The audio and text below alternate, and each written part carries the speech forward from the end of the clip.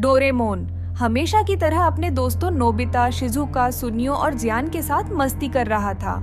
सब कुछ सामान्य चल रहा था, लेकिन एक दिन अचानक नोबिता के माता पिता को गांव से खबर मिली कि उनके पुश्तैनी घर में कुछ अजीब घटनाएं हो रही हैं। नोबिता के दादा दादी की वो हवेली सालों से बंद पड़ी थी और गांव के लोग कहते थे कि अब वहां भूतों का बसेरा है। नोबिता के माता पिता ने तय किया कि वे कुछ दिनों के लिए गांव जाएंगे और डोरेमोन के साथ नोबिता को भी लेकर जाएंगे। जब डोरेमोन और नोबिता गांव पहुंचे तो हवेली देखकर ही उन्हें एक अजीब सा एहसास हुआ। हवेली विशाल थी लेकिन जर्जर हालत में थी। चारों ओर जंगल फैला हुआ था और हवेली के चारों ओर एक अजीब सा सन्नाटा था। गांव के लोग भी उस हवेली के पास जाने से डरते थे।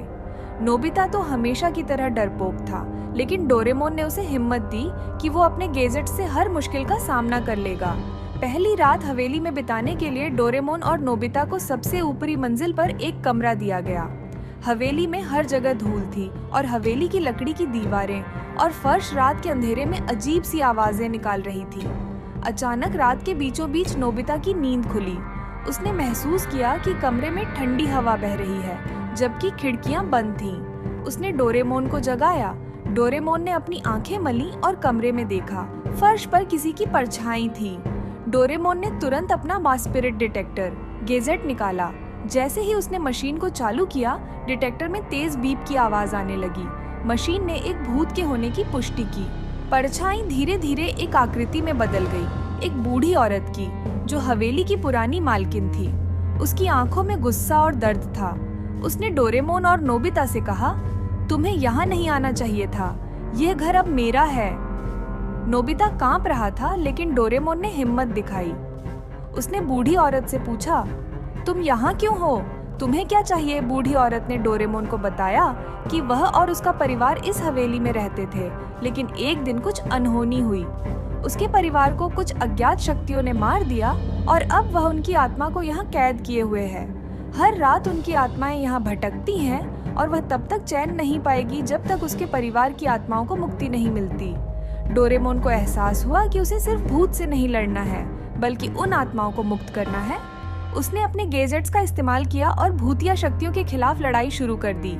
हवेली के हर कोने में डोरेमोन को अजीब अजीब रहस्यमयी शक्तियों का सामना करना पड़ा।